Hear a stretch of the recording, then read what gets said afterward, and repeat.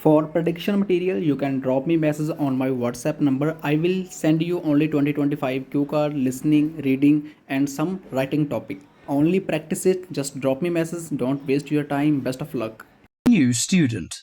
First, you have some time to look at questions 1 to 4.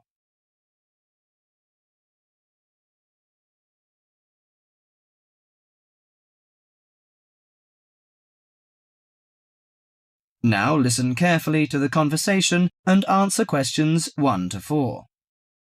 Hello, sit down, please. Thank you. Now, you are a new patient, aren't you? Yes, that's right. Okay, so I'd better get some basic details down first. Right, we'll start with your name. Martin Hansen.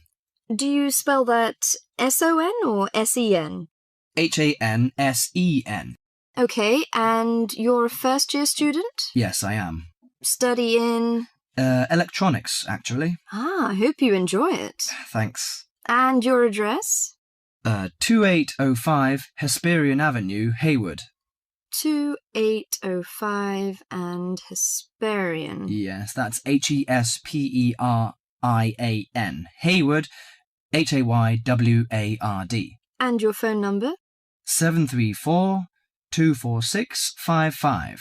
734-26455. No, you got the 6 and the 4 the wrong way round. It's 24655. Huh? Sorry, right. And, when were you born? The 15th of June, 1986. Here in New Zealand? No, I was born in Sydney.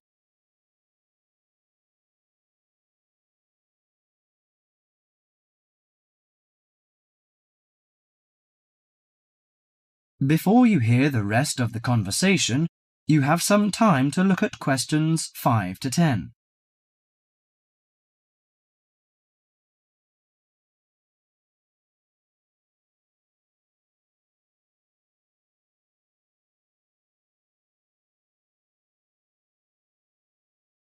Now listen to the conversation and answer questions 5 to 10. Good. So, what's your problem? Well, frankly, I wonder whether it is a problem. I get the blues, and it lasts for quite a while. I don't know how to... Yes, we all feel sad or get the blues now and again. Generally, our sadness lessens in time, and with the support of friends. However, if the depression leads to difficulty in thinking and greatly disrupts your daily routine, it can be evidence of a psychiatric problem. What do you feel exactly? I always feel sad and worthless. I find it hard to fall asleep and wake up early in the morning. How long has it lasted? Nearly half a month. Do you feel fatigue or loss of energy? Or you may have lost interest or pleasure in usual activities? Yes, sometimes. At first I thought I could overcome it by myself, but I failed, and I'm so glad that you came here. It seems that you are suffering mild depression from your symptoms. Depression? Yes, I feel depressed sometimes. But why would I... Depression may occur as a result of biochemical changes in the body. Alcohol, amphetamines, cocaine, and LSD can bring on depression. Those who have a family history of depression usually have a greater risk of depression. Sometimes the worrying changes in life can lead to depression. I see. I had a really bad breakup of a love relationship. It makes me feel hopeless. Do you think I need some treatment? Yes. Antidepressant medications are often used to treat depression, if it is serious. But I don't suggest them at first because of the side effects. I suggest psychotherapy, which can give you support and help you regain control. So do I need to come here every day? No, I will arrange counselling sessions for you, which will last 12 to 20 weeks. You come here once or twice each week. The psychotherapy is directed at helping you gain insight and understanding about events in your life, which may have contributed to your depression. With growing insight, you can often learn more effective ways of coping with your feelings and changing your behaviour. What can I do to take care of myself? Well, at first you should do some physical exercises on a regular basis, at least 3 times a week. How is your food? Do you eat well? Yes, I think so. I eat at my homestay family. Good. Find a hobby or a positive recreational activity to participate in once or twice a week. I know it's difficult for you, though. When you feel it's hard to overcome the depression, come to the counselling session. Remember, ask for help if the load is too heavy to handle. Yes, I'll try. So, when will my counselling session begin? I'm going to arrange that for you. That is the end of part 1. You now have half a minute to check your answers.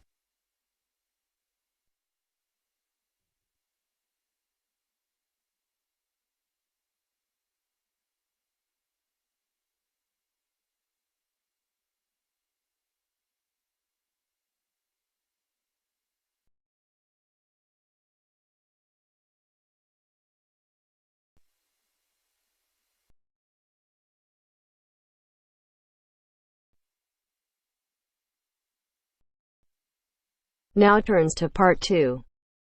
Part 2. Listen to the guided tour commentary and answer questions 11 to 20. You now have some time to read questions 11 to 20 first.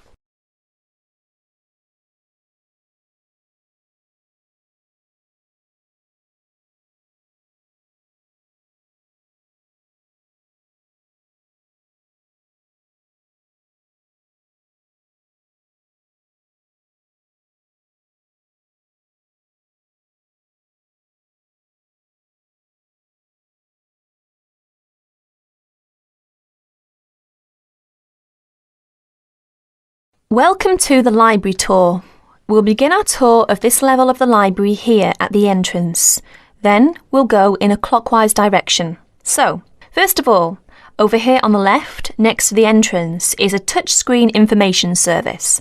These computers can be used at any time to get general information about the library and how it works.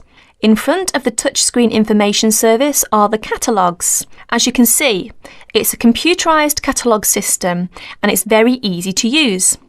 The catalogues are linked up to the other libraries at the university. So make sure you check which library a book is in when you are trying to locate a particular item. Next, along here on the left, we have the circulation desk for borrowing and returning books. The returns area, the place for returned books and other items, is at the end of the circulation desk, near closed reserve. Closed reserve, as most of you probably know, is a collection of books that are in high demand, so they are on restricted circulation. If a book is on closed reserve, you can only borrow it to use within the library for 3 hours at a time. Over there in the corner are the shelves for newspapers. The library has an extensive collection of local and international English language newspapers. They are kept on those shelves for 1 month and then stored elsewhere. As we continue on our tour, around to the right, this large central section is the reference section. Reference texts cannot be borrowed for use outside the library. They must be used within the library. All these shelves in the centre of this level are the reference section. Now, the stairs here on the left lead to level 2 only. On level 2 are most of the law books. To go up to the other levels of the library, you have to use a lift. Beside the stairs are the restrooms for this floor. Now, as we walk around this corner to the right, this large room on the left is the Audio-Visual Resource Centre. You can come here if you wish to listen to a tape or watch one of the library's videos. Next to the Audio-Visual Resource Centre is the photocopying room. There are 15 copiers for student use, and we've recently added a colour copier. The system for copying uses cards, not coins. You can buy a photocopy card from the technician in charge of the photocopying room or from the information desk if he isn't here at the time. On our right, these work tables are for student use, especially for small groups to work together, or you and your colleagues can use the conference room, which is that small room there next to the lockers. You can work on group projects in the conference room without disturbing anyone, and there's a conference room on each level of the library. The round desk in front of the lockers is the information desk. If you need help using the catalogues or you need to organise a loan from another library, the information desk is the place to come. And finally, here, beside the exit doors, these two shelves contain current magazines and journals. Like the newspapers, they are kept here for a time and then stored elsewhere. OK, that's the end of the tour of this level of the library. I'll leave you to look around yourselves now, and if you need any further help, please ask at the information desk. That is the end of part 2. You now have half a minute to check your answers.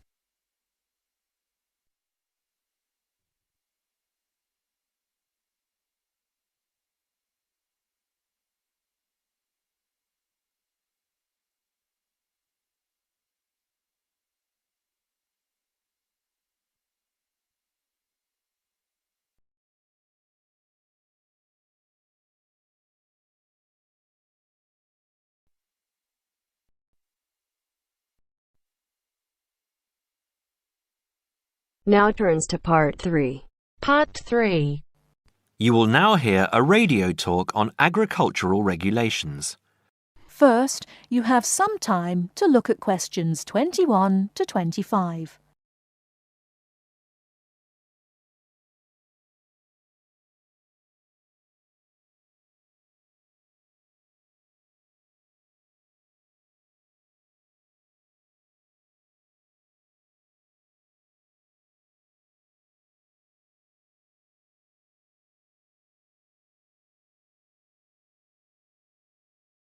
Now listen carefully and answer questions 21 to 25. Could there be clearer proof of the arrogance and indifference of those who are supposed to keep our food safe than the muzzling of John Verrill? Agriculture is a business, true, and businesses have to make money. But this shows how ministers and officials put the profits of the agriculture business before the well-being of the British people. Mr. Verrill, a pharmaceutical chemist, was appointed to represent consumers on one of the many committees that advise the government on food safety. When he tried to do his job, though, and wanted to warn ministers of a danger to children's health, he was refused permission to do so. The danger comes from hormones given to cattle in the USA and some other countries to make them grow faster. They speed up the animal's development to maturity, thus making meat production more profitable. There have, however, long been fears that the hormones have horrendous effects on the people who eat them, causing diseases as serious as cancer. Once these hormones were used on British cattle too, but over 20 years ago they were banned in Europe for being too dangerous. Indeed, so concerned is the European Union that it banned imports of hormone-fed beef years ago, much to the fury of the US government, which wants to sell it all over the world. Several years ago, the USA and Canada asked the World Trade Organization to declare the ban illegal and to punish Europe for failing to lift it. The WTO, with its long record of refusing to let environmental or safety concerns interfere with trade, agreed, imposing fines of more than $120 million a year on the EU for its refusal to back down. The British government now backs the Americans, claiming that there is no proof that hormone-fed beef does any harm. This is where Mr. Verrill comes in. He is very angry with the government, especially as their claim comes out just after a Danish study shows that growth hormones are 200 times more dangerous than was previously thought. Worried by these findings, Mr. Verrill spoke to government representatives, who did nothing. Before you hear the rest of the talk, you have some time to look at questions 26 to 30.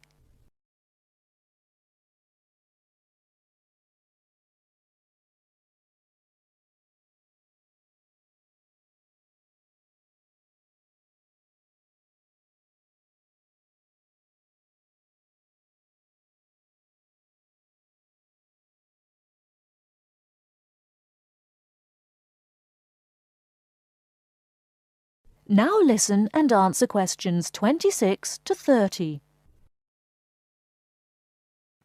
Not only that, but they have not been testing beef which is imported, which, by law, they are required to do. This directly affects the British public, as about 40% of the beef British people eat comes from abroad, supposedly from countries like Brazil, which does not allow the use of growth hormones. Brazilian beef is stocked by some British supermarkets and widely used in catering. Yet, when a Brazilian farm was recently visited by EU inspectors, a large stockpile of this banned substance was found. This is not the first food scandal we have had in our country.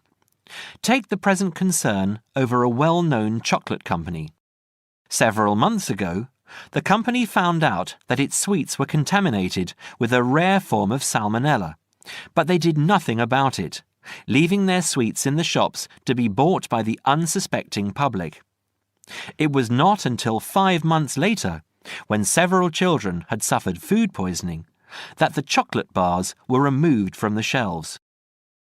It makes you wonder how many other dangerous foods have been allowed onto our plates. That is the end of part 3. You now have half a minute to check your answers.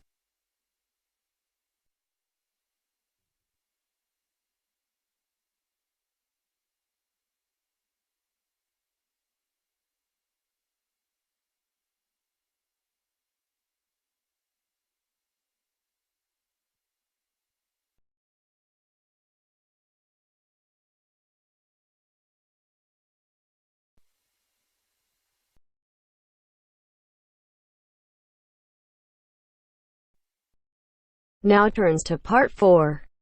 Part 4. In this section, you'll hear a lecture on coral reef. First, you have some time to read questions 31 to 40.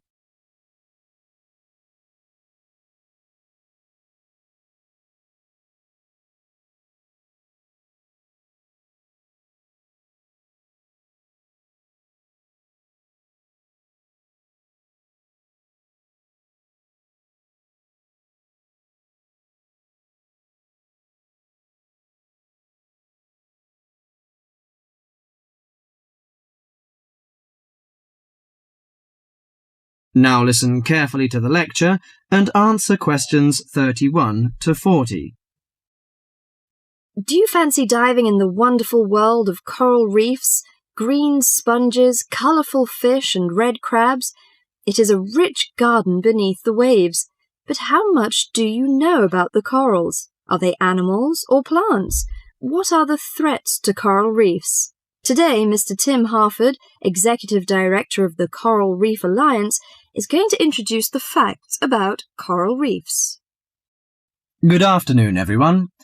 Coral reefs are one of nature's most magnificent creations. It is filled with thousands of unique and valuable plants and animals. Over 1/4 of all marine species depend on healthy coral reefs. Humans also depend on coral reefs.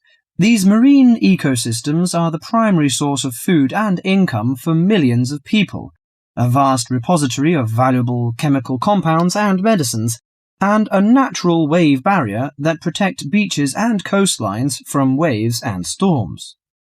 Coral is actually the exoskeletons of coral polyps. Made from limestone, these skeletons build up over time, forming the reef. New corals are born each April. At a certain hour, on a certain night, mature corals suddenly release clouds of eggs and sperm into the sea. After the fertilized eggs take root on the seafloor, they can grow up to 15 centimeters per year. Coral reefs are present in the waters of over 100 countries. These are warm, 18 to 29 degrees centigrade, shallow, sunny regions primarily between the tropics of Cancer and Capricorn. Only clear, warm salt water can support a coral reef. And because sunlight is crucial to the reef's survival, the water must also be shallow. The algae that grow on coral provide much of the coral's food. In deeper water, algae cannot get the sunlight they need to grow. Most coral reefs are in the tropics because natural conditions there are perfect. In their modern form, coral reefs have thrived on Earth for over 50 million years. In recent years, however, more than 11% of the world's reefs have been lost, with another 16% severely damaged during the El Niño event in 1998. Up to 32% of coral reefs may be destroyed by human activities in the next 30 years if we do not take action now. Corals and coral reefs are extremely sensitive. Slight changes in the reef environment may have detrimental effects on the health of entire coral colonies. These changes may be due to a variety of factors. One of the greatest threats to coral reefs is human expansion or development. As human population increases, so does the harvest of resources from the sea. Due to overfishing, reef fish populations have been greatly decreased in some areas of the world. The removal of large numbers of reef fish has caused the coral reef ecosystems to become unbalanced. As we know, corals are also very popular as decorations. A large amount of the most healthy corals are selected by commercial collectors. They sell the corals to souvenir shops, where a large number of tourists wait to purchase them as decorations or souvenirs. Coral reefs also receive much damage from both commercial and private vessels. The leakage of fuels into the water and the occurrence of spills by large tankers are extremely damaging to local corals. Although much of the coral reef's degradation is directly blamed on human impact, there are several natural disturbances which cause significant damage to coral reefs.